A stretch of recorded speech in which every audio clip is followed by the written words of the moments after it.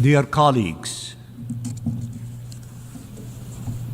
I stand before you as lives continue falling apart in the Gaza Strip, torn apart in the most brutal and devastating ways.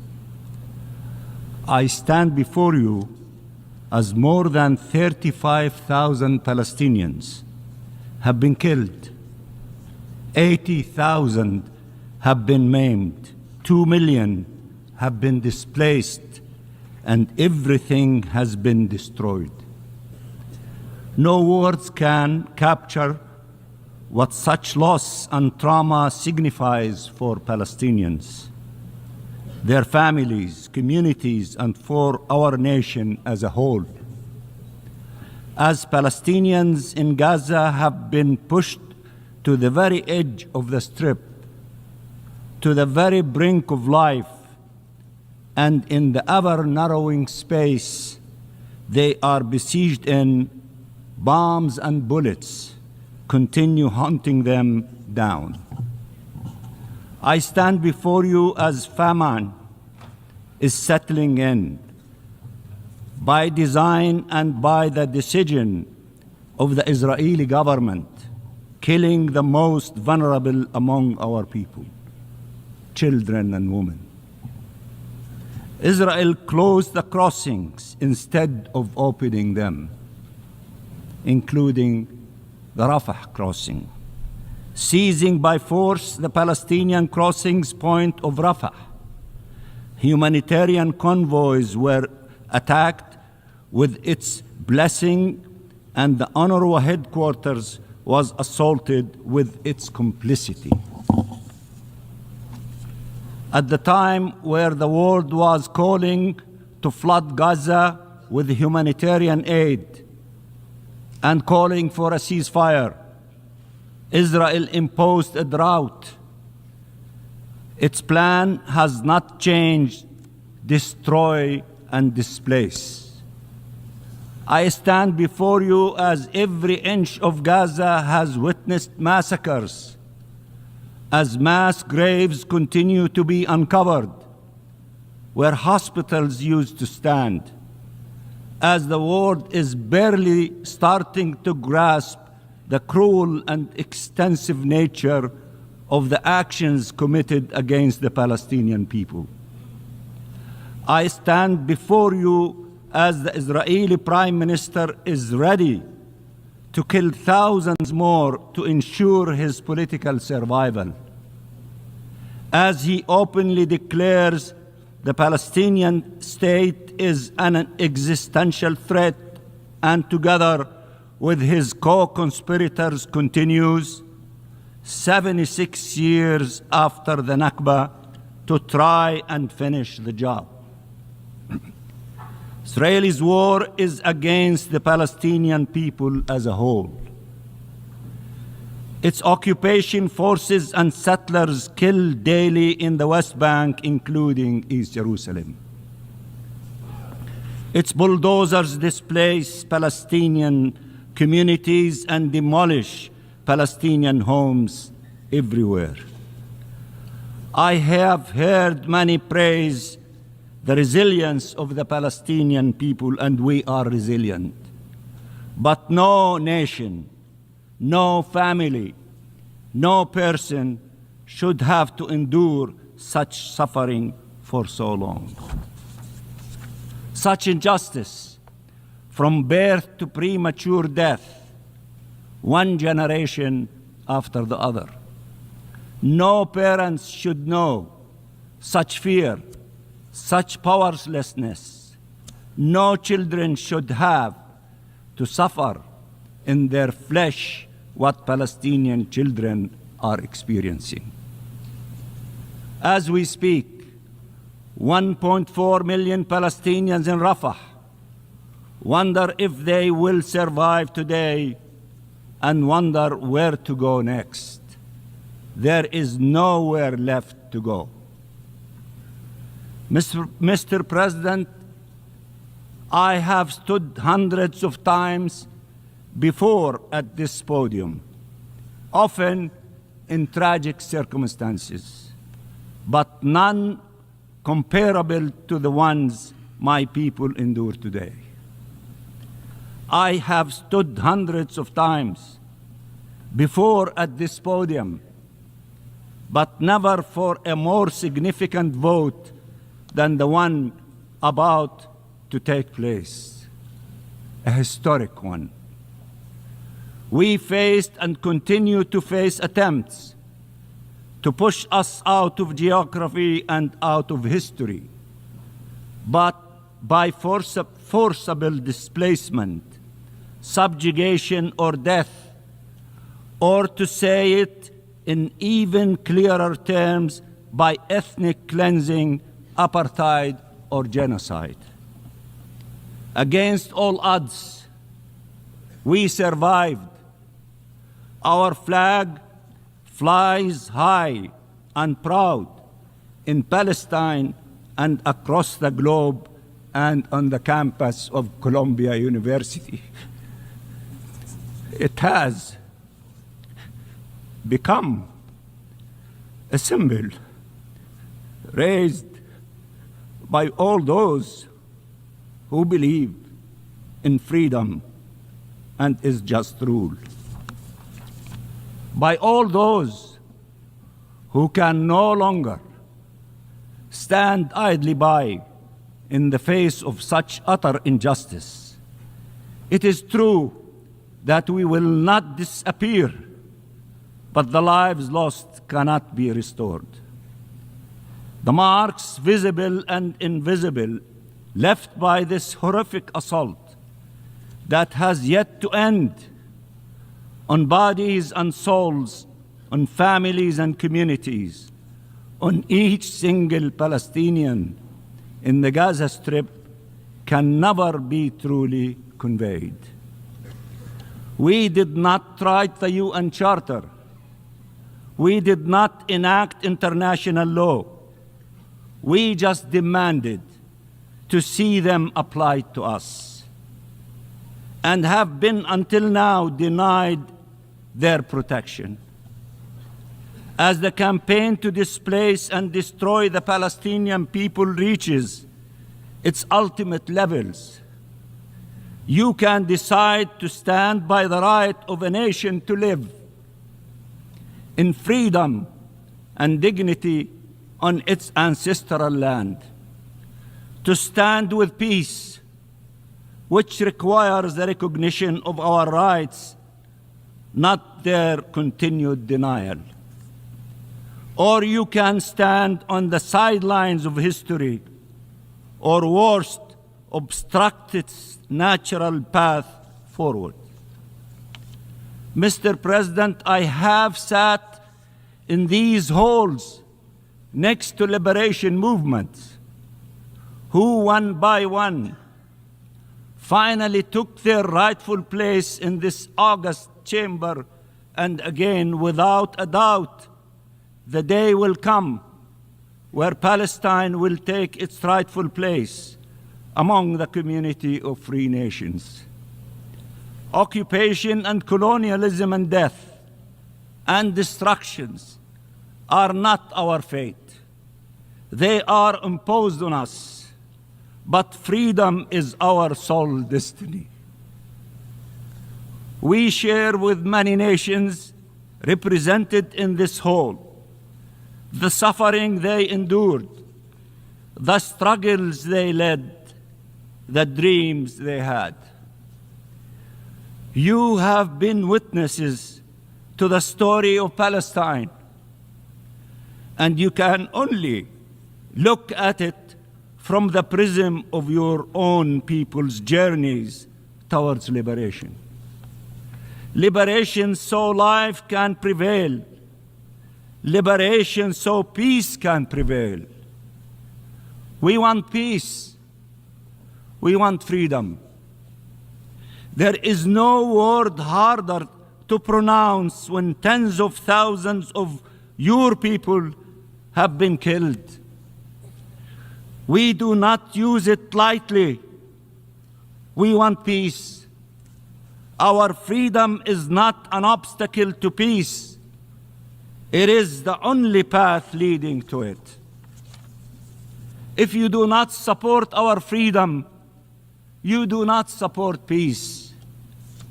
Our right to self-determination, to independent statehood, to membership of these United Nations cannot be subject to an Israeli veto. They are not up for negotiations. They are our inherent rights as Palestinians. Israel is clear that it wants to destroy Palestinian statehood. What does it mean to be for the two-state solution if you allow for the destruction of the Palestinian state? Mr. President, dear colleagues, dear brothers and sisters, dear friends, Palestine has been for generations of your compatriots the ultimate test for humanity's ability to live up to its promises. And it is once again, for this generation, the ultimate measure of the quest for justice. Its name was embraced by your founding fathers and your greatest leaders and by our peoples. It is an integral part of the legacy of your ancestors and of the engagement of your younger generations. People from all creeds and faiths and race and age, in the biggest cities and in the most remote villages, are mobilizing for Palestine, mobilizing for a ceasefire, for an end of the occupation, for freedom and justice, and for peace. Mr. President, the UN Charter was often invoked during our negotiations, and we will always abide by the Charter, including when the processes it forces and limitations it imposes are to our detriment, and including after having been confined in an observer status for 50 years now. We wish from all those who invoked the Charter to abide by the right of the Palestinian people to self-determination guaranteed by the Charter, to confront the acquisition of Palestinian territory by force, denounced by the Charter, to preserve future Palestinian generations from the scourge of occupation and war as foreseen by the Charter. A yes vote is a vote for Palestinian existence. It is not against any state, but it is against the attempts to deprive us of our state. That is why the Israeli government is so opposed to it, because they oppose our independence and the two-state solution altogether. It is an investment in peace and thus empowers the forces of peace.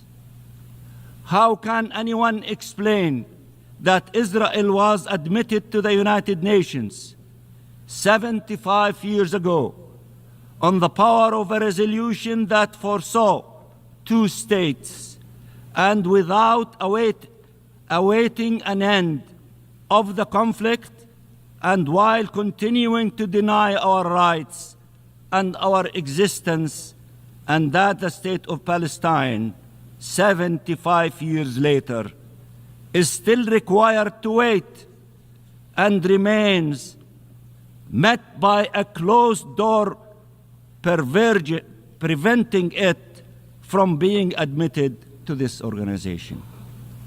Your vote today, of course, says a lot about your solidarity with Palestine, but also about who you are and what you stand for.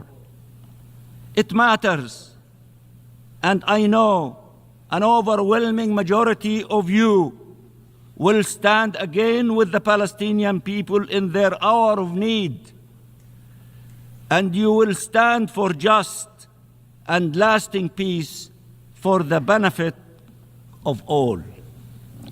In simple words, voting yes is the right thing to do. And I can assure you, you and your country for years to come will be proud to have stood for freedom, justice, and peace in this darkest hour. As everyone is saying, free Palestine, and peace for all. And I repeat, free Palestine and vote yes for the resolution, and I thank you so much.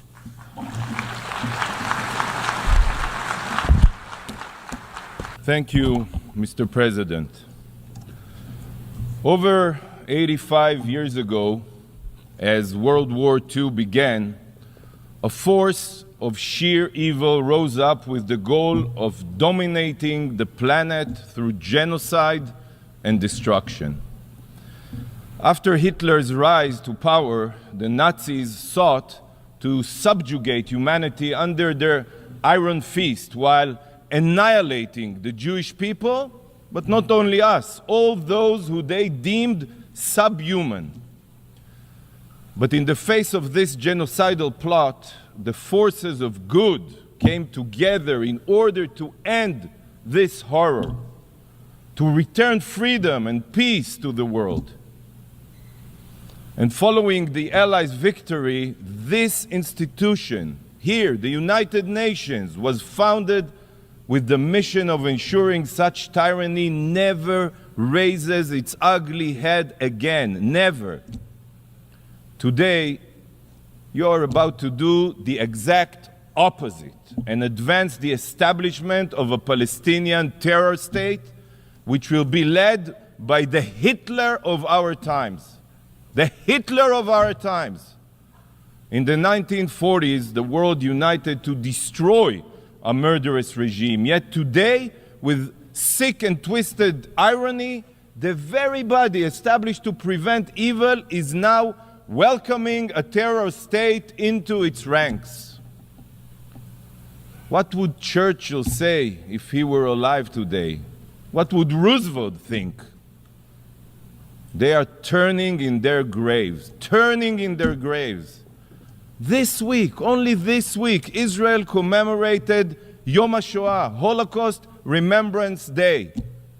And it is during our sacred week that this shameless body has chosen to reward modern-day Nazis with rights and privileges. As Israelis mourn the Jewish babies burned in the crematoria, you here at the UN usher in the collaborators of the Israeli babies burned on October 7th. How can you be so blind? Is it your political interest? Are these your distorted values?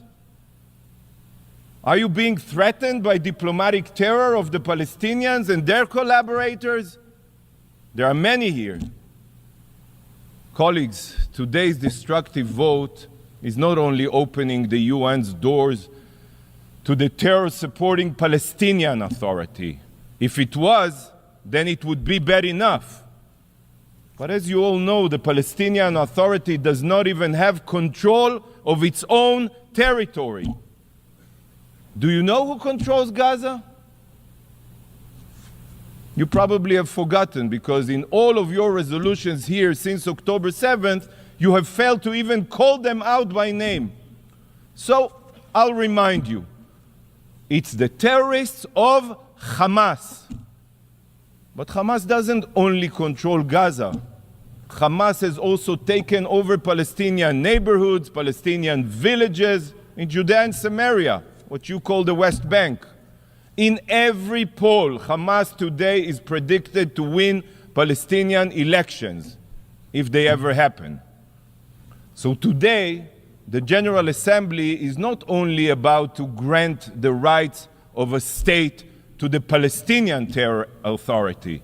Today you are also about to grant privileges and rights to the future terror state of Hamas.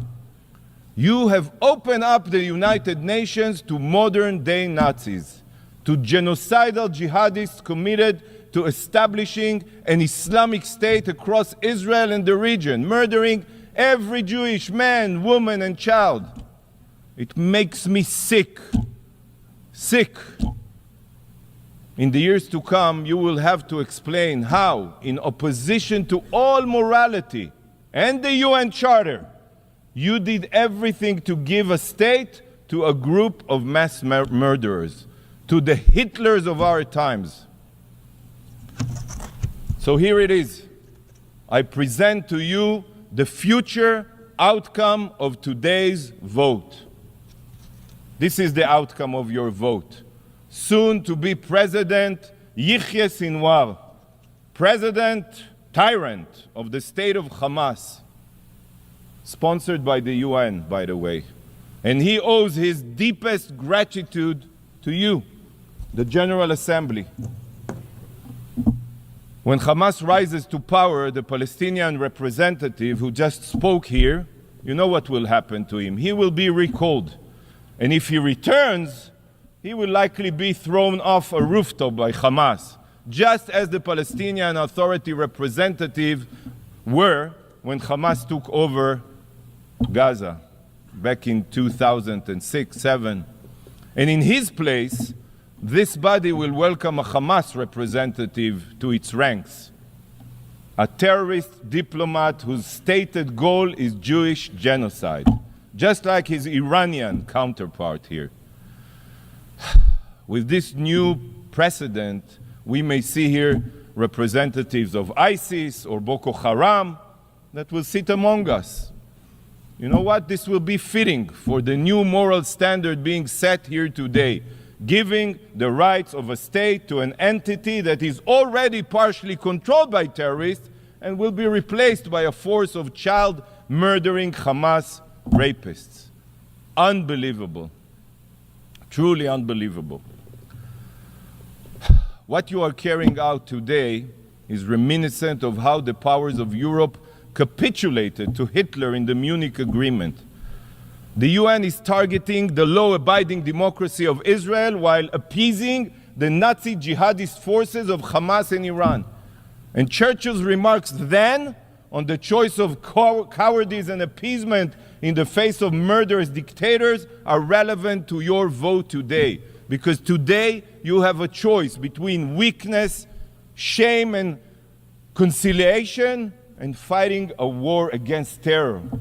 And sadly, you will choose weakness, but you will receive in return not only shame, but war in the future as well. Bravo. Colleagues, today another travesty is being committed here by the General Assembly, an unforgivable act, the destruction of the United Nations Charter. The UN Charter, the sacred document which serves as the foundation of everything we are supposed to do here, is being trampled upon. It is being thrown out the window. You are spitting on the very values that were formulated to bind this organization. With today's destructive resolution, you are circumventing the Security Council, ignoring its decision, and violating the norms this organization has abided by. The Charter was drafted for a reason, but most of you care nothing for the qualifications it outlines. So let me remind you what the Charter says about admitting new UN membership. Membership in the United Nations is open to all other peace-loving states which accept the obligations contained in the present Charter, peace-loving. Number two, the admission of any such state to membership in the United Nations will be affected by a decision of the General Assembly upon the recommendation of the Security Council. With today's vote, you are not only bypassing the Security Council in violation of the Charter, but you are bastardizing the meaning of peace-loving. You know that the Palestinians are the exact opposite of peace-loving. You know this. Since they rejected the UN partition plan in 1947, they rejected it. They have only tried to destroy Israel time and again. They are terror-loving, not peace-loving. They are anything but peace-loving. The Palestinian Authority pays lifelong salaries to terrorists. It's in their budget. They teach martyrdom and jihad in their classrooms. They glorify death and murder. The Palestinians indoctrinate their children to murder Israelis and commit terror attacks. And then, when Israel defends herself, the Palestinian representative comes here, stands here, shedding his crocodile tears, as if he did not send all of them to commit suicide or terror attacks. Not a single Palestinian leader, not even one, has condemned the October 7th massacre. He calls the Hamas his brothers. And this is who you want to bestow the rights of a state upon? A terror entity? As long as so many of you are Jew-hating, you don't really care that the Palestinians are not peace-loving. Despite your obligation to the UN Charter, you are here today to expose what the Charter truly means to you. When it comes to the lives of Israelis and Jews, the UN Charter means nothing to you. Nada, kaput. By ignoring the Charter and granting the Palestinians the privileges of a member state, you are proving that morality is just a slogan for you, while politics and interest prevail. To you, the UN Charter is just a meaningless document, and the vote today will prove that. You know what you're doing today? Today you are gutting the Charter, and you are doing it in the wake of the most brutal massacre of my people since the Holocaust, on the ashes of the October 7th massacre. Why? This day will go down in infamy. The UN, an organization that was established in the aftermath of the systematic murder of 6 million Jews, pays no heed to its founding charter and is advancing another genocidal regime that threatens the existence of the Jewish people. And I want the entire world to remember this moment, to remember this immoral act. So today, I will hold up a mirror for you. A mirror.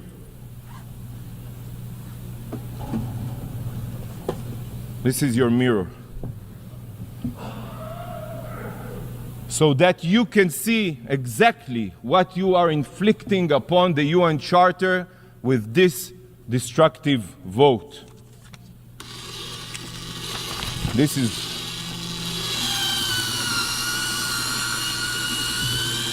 you are shredding the UN Charter with your own hands.